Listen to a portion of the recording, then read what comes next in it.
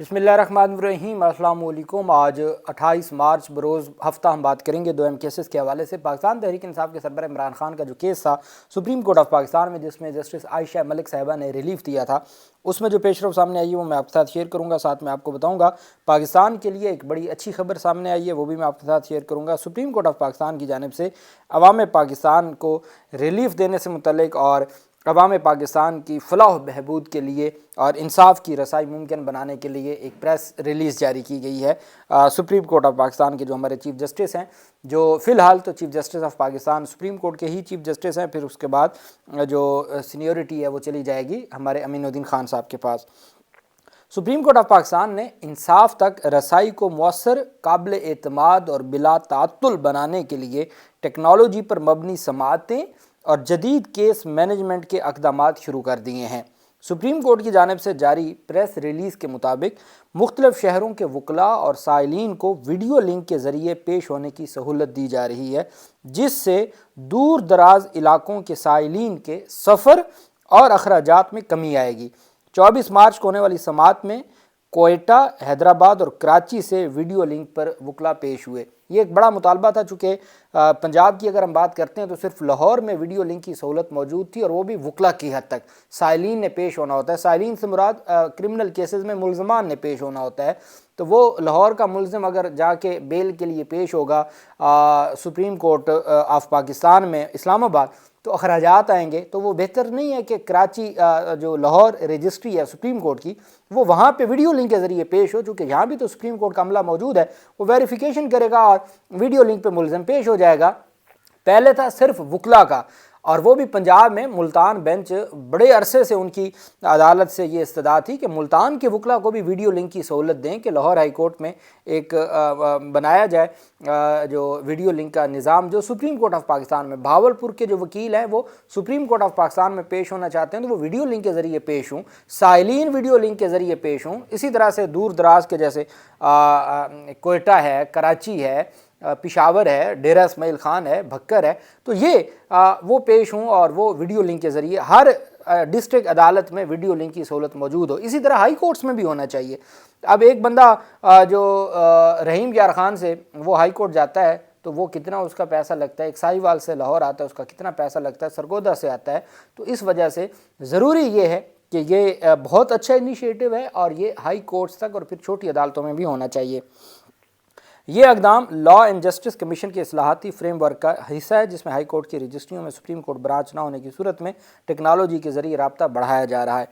Press release में कहा गया कि हुकूमत की कफ़ायत शुआरी और तवानाई बचत की पॉलिसी के तहत केस मैनेजमेंट में बेहतरी लाई गई और हफ्तावार काम के दिन 5 से कम करके 4 कर दिए हैं।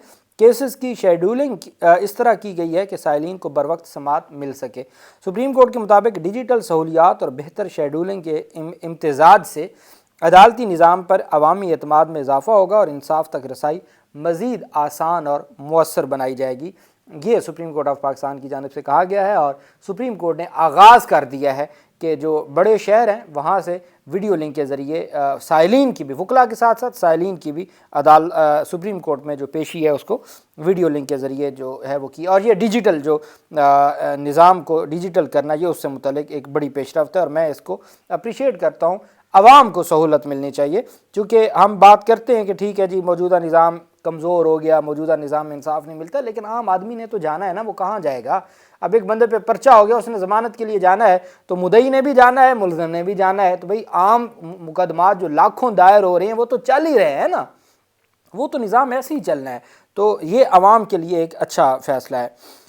पाकिस्तान के लिए जो आज एक बड़ी खुशाइंद बात है, बतौर पाकिस्तानी हमारे लिए बड़े फ़ख्र की बात भी है कि जो तनाज़ा हुआ, चूँकि बड़ा हमें भी परेशानी थी कि सऊदी अरब के साथ भी हमारा मुआहदा है, फिर सऊदी अरब के ऊपर आज भी अमेरिका की जानिब से कहा गया है कि जो सऊदीया में अमेरिका की एयर बेस है वहाँ पर हमला हुआ, जिसमें 12 से ज़ायद अमरीकी फ़ौजी ज़ख्मी हुए हैं, जिसमें 2-3 की हालत भी तशवीशनाक है। तो बहुत सारी चीज़ें थी, लेकिन पाकिस्तान ने बतौर जो सहूलतकार के, मुज़ाकरात में सहूलतकार का जो किरदार है, ये एक अच्छी बात है और होना चाहिए। मुज़ाकरात ही मसले का हल है। और फिर ईरान तो हमारा इस्लामी भाई है, तो हमें तो हर सूरत जो है वो ईरान के साथ, पूरी कौम ईरान के साथ खड़ी है।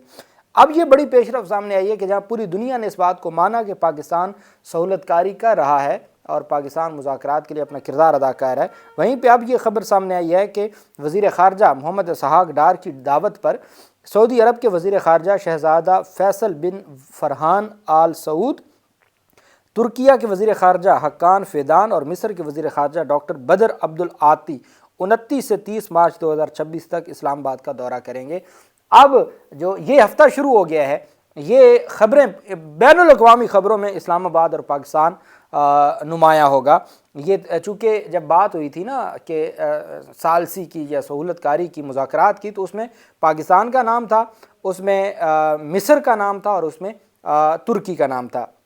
اب سعودی عرب چونکہ ایک سٹیک ہولڈر ہے اس پورے معاملے میں، تو یہ تینوں وزرائے خارجہ اور پھر پاکستان کے وزیر خارجہ بھی اور پھر پاکستان کی حکومت بھی، تو وہ اس سارے معاملے کے اوپر یہ ایک بڑی پیش رفت سامنے آئی ہے اور پاکستان مرکز بن گیا ہے اس موجودہ معاملات میں۔ بھارت کو بہت زیادہ پریشانی ہے، بہت زیادہ تکلیف ہے۔ ترجمان وزارت خارجہ کے مطابق پاکستان میں اب ہماری یہ استدعا ہے کہ جہاں پاکستان ایک اچھا کردار ادا کر رہا ہے تو وہاں پاکستانیوں کے لیے بھی کچھ کیا جائے، ایران سے پٹرول لیا جائے، روس سے لیا جائے، پاکستان کی عوام کا بھلا سوچا جائے اور صرف ذاتی مفادات نہ ہوں۔ ترجمان وزارت خارجہ کے مطابق پاکستان میں اہم سفارتی سرگرمیوں کا آغاز ہونے جا رہا ہے۔ دورے کے دوران تینوں ممالک کے وزرائے خارجہ کے ساتھ اہم علاقائی اور عالمی امور پر تفصیلی مشاورت کی جائے گی، جس میں خطے میں کشیدگی کم کرنے کی کوششیں سر فہرست ہوں گی۔ مہمان وزرائے خارجہ وزیر اعظم شہباز شریف سے بھی ملاقات کریں گے، جہاں باہمی دلچسپی کے امور اور دو طرفہ تعلقات کے فروغ پر تبادلہ خیال کیا جائے گا۔ ڈیفینیٹلی اہم ملاقاتیں تو فیلڈ مارشل کے ساتھ ہوں گی۔ کل بھی شہباز شریف کی جانب سے کامیابی کی دعاؤں کا قوم سے استدعا کی گئی ہے کہ فیلڈ مارشل چونکہ تمام معاملات کو دیکھ رہے ہیں، اللہ ان کو کامیاب کرے۔ یہ شہباز شریف نے دعا بھی کی، تو ڈیفینیٹلی اہم ملاقاتیں تو ہوں گی۔ باقی شہباز شریف کے ساتھ بھی، اسحاق ڈار کے ساتھ بھی ملاقاتیں، وہ تو پھر ایک جو فارمل چیزیں ہوتی ہیں۔ ترجمان کے مطابق پاکستان سعودی عرب، ترکیہ اور مصر کے ساتھ اپنے برادرانہ تعلقات کو بے حد اہمیت دیتا ہے۔ اس دورے سے مختلف شعبوں میں تعاون اور ہم آہنگی کو مزید مضبوط بنانے میں مدد ملے گی۔ یہ دورہ ایک ایسے وقت میں ہو رہا ہے جب خطے کو درپیش چیلنجز کے پیش نظر سفارتی روابط اور مشاورت کی اہمیت مزید بڑھ گئی ہے۔ ذرائع کے مطابق اسلام آباد میں 30 مارچ کو 4 فریقی اجلاس منعقد ہوگا۔ اجلاس میں ترکیہ، سعودی عرب اور مصر کے وزرائے خارجہ شرکت کریں گے۔ اجلاس کی صدارت پاکستان کے وزیر خارجہ اور نائب وزیر اعظم اسحاق ڈار کریں گے۔ اجلاس خطے میں جاری کشیدگی کے تناظر میں منعقد کیا جا رہا ہے۔ اجلاس کا مقصد ایران اور امریکہ کے درمیان کشیدگی کو کم کرنے کے لیے سفارتی کوششیں کرنا ہے۔ پاکستان اس عمل میں ایک اہم سہولت کار اور ثالث کے طور پر کردار ادا کر رہا ہے۔ ان مذاکرات کا مقصد خطے میں امن، استحکام اور جنگ کے خدشات کو کم کرنا ہے۔ جنگ کا رکنا بہت ضروری ہے، جو بین الاقوامی دنیا میں اور پاکستان میں مہنگائی کا طوفان آ چکا ہے، پٹرول ڈیزل جتنا مہنگا ہو چکا ہے، تو اب چیزوں کو آگے چلانا بہت مشکل ہوتا جا رہا ہے، اور اس وجہ سے ضروری ہے کہ یہ جنگ ختم ہو اور عوام پاکستان کو اور پوری دنیا میں، اور پھر اللہ پاک ہمارے مسلمانوں کی حفاظت کرے اور مسلمانوں کو ریلیف ملے۔ اچھا جی، ایک اہم کیس تھا، وہ تھا متی اللہ جان کے خلاف۔ میں آپ کو بتاتا ہوں، علیمہ خان، متی اللہ جان اور ایمان مزاری کو سزا ہو گئی۔ علیمہ خان کا کیس فائنل سٹیج پہ صرف ایک تفتیشی کے اوپر جرا ہے 30 مارچ کو، اور اس کے علاوہ جو ہے وہ متی اللہ جان نے چیلنج کیا تھا ان پر۔ پاکستان تحریک انصاف کا یہ دعویٰ تھا کہ بڑی تعداد میں شہادتیں ہوئی ہیں، اور اس موقف کے لیے پیمز ہسپتال میں وہ رپورٹنگ کر رہے تھے اور سچ تلاش کر رہے تھے کہ گرفتار ہوئے، اور پھر ان پہ منشیات کا بھی مقدمہ ہو گیا، دہشت گردی کا بھی مقدمہ ہو گیا۔ اس کو انہوں نے ان دفعات کو چیلنج کیا۔ اسلام آباد ہائی کورٹ میں کہا گیا جی کہ منشیات کی حد تک تو کیس نہیں بنتا، جو لیب کی رپورٹ ہے، فورنزک لیب کی رپورٹ ہے، وہ نیگیٹو آئی ہے، منشیات تو نہیں تھی۔ پھر اس کے بعد انہوں نے کہا بھی دہشت گردی کی دفعات بھی ختم کریں۔ دہشت گردی کیسے ہو گئی؟ تو وہ معاملہ بھجوا دیا تھا انہوں نے واپس جج طاہر عباس سپرا کو کہ وہ دہشت گردی کی دفعات کے سے متعلق دیکھیں گے۔ تو پھر اسلام آباد ہائی کورٹ کے فیصلے کو چیلنج کیا سپریم کورٹ میں متی اللہ جان نے۔ تو سپریم کورٹ آف پاکستان کا 3 رکنی بینچ محمد علی مظہر، مسرت ہلالی اور نعیم اختر افغان وہ سماعت کرنے جا رہے ہیں متی اللہ جان کے خلاف کیس میں دہشت گردی کی دفعات ختم کرنے کے لیے دائر درخواست پر۔ سپریم کورٹ 1 اپریل کو سماعت کے لیے مقرر کر دی گئی ہے، اور متی اللہ جان کیس کی سماعت سپریم کورٹ میں ہوگی۔ سب سے اہم جو پیش رفت سامنے آئی ہے وہ یہ ہے کہ عمران خان کے خلاف شہباز شریف کا ہتک عزت کا دعویٰ ہے، 10 ارب روپے ہرجانے کا کیس ہے۔ عمران خان کا جو حق دفاع ختم کر دیا گیا تھا، عمران خان نے حق دفاع ختم ہونے کا جب وہ زخمی تھے جواب جمع کروا دیا، جواب دعویٰ ایفیڈیوٹ کے اوپر اعتراض لگا۔ عمران خان ہاسپٹل میں تھے چونکہ وہ زخمی تھے، قاتلانہ حملہ ہوا تھا، اس بنیاد پہ ان کا حق دفاع ختم ہو گیا چونکہ ایفیڈیوٹ ٹیسٹ نہیں ہو سکا تھا۔ عمران خان لاہور ہائی کورٹ گیا، لاہور ہائی کورٹ نے عمران خان کی اپیل خارج کر دی، اور سپریم کورٹ میں گئے، منصور علی شاہ بینچ تھا، 2-1 سے اپیل خارج کر دی۔ عائشہ ملک صاحبہ نے اختلافی نوٹ دیا کہ اپیل منظور ہونی چاہیے۔ ریویو فائل کیا تو ریویو میں عائشہ ملک صاحبہ بینچ، چکے وہ ریویو میں جو وہی ایک جج صاحبہ تھیں جو اس بینچ کا حصہ تھیں، تو ان کو ہیڈ بنایا گیا، اور ان کے ساتھ پھر جسٹس ہاشم کاکڑ اور جسٹس اشتیاق، یہ 3 رکنی بینچ بنایا گیا جنہوں نے ریلیف دیا اور کارروائی کو، ٹرائل کی کارروائی کو روک دیا۔ اگلی تاریخ پر جب شہباز شریف کے وکیل پیش ہوئے تو انہوں نے کہا جی کہ آپ نے ٹرائل کی کارروائی روک دی ہے، یہ جو ہے وہ 2-1 سے فیصلہ تھا، اور جو اکثریتی فیصلہ تھا، تو انہوں نے کہا وہ اکثریتی فیصلہ 2 ججز کا تھا، یہاں 3 ججز نے ٹرائل کی کارروائی روکنے کا حکم دیا، اب بحث کریں، ہم اس کو ڈیسائیڈ کر دیں گے۔ اب جب وہ وقت آیا 31 مارچ کے لیے سماعت کے لیے مقرر تھا، تو عائشہ ملک صاحبہ جنہوں نے سوال یہ اٹھایا تھا کہ عمران خان کو 1 تاریخ ملی ایفیڈیوٹ کی، بتایا گیا کہ وہ ہاسپٹل میں ہے، تو آپ نے چھوٹی چھوٹی 2 تاریخیں کر کے تو ان کا حق دفاع ختم کر دیا۔ جو بندہ ہاسپٹل میں ہے تو اس سے بڑھ کے اور کیا ریزن ہو سکتی ہے کسی کو ٹائم دینے کی؟ تو کیوں نہیں ٹائم دیا گیا؟ یہ تو کوئی کرمنل کیس تو نہیں تھا، یہ تو سول کیس تھا، اس میں ٹائم دیا جا سکتا تھا۔ اس پر سوالات اٹھائے تھے، اور رمدے صاحب وکیل ہیں شہباز شریف کے، ان کے پاس کوئی جواب نہیں تھا، لیکن اب وہ بینچ ہی ٹوٹ گیا، بینچ تبدیل ہو گیا۔ عائشہ ملک صاحبہ اس بینچ سے اب اس بینچ پہ موجود نہیں ہے۔ ہاشم کاکڑ کی سربراہی میں 3 رکنی بینچ بنایا گیا ہے۔ جسٹس ہاشم کاکڑ نے بھی بڑے تگڑے ریمارکس دیے تھے۔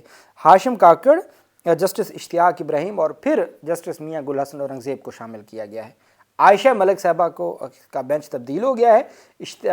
ہاشم کاکڑ کی سربراہی میں اشتیاق ابراہیم اور میاں گل حسن اورنگزیب 31 مارچ بروز منگل سماعت کرنے جا رہا ہے عمران خان کے سب سے اہم کیس کے اوپر، اور اگر حق دفاع نہیں ملتا تو پھر چیزیں بڑی کمپلیکیٹڈ ہو جائیں گی۔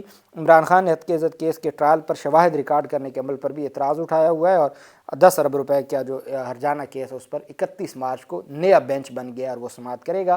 اللہ پاک پاکستان کا حامی و ناصر ہو۔ بہت شکریہ۔ اللہ حافظ۔ پاکستان زندہ باد۔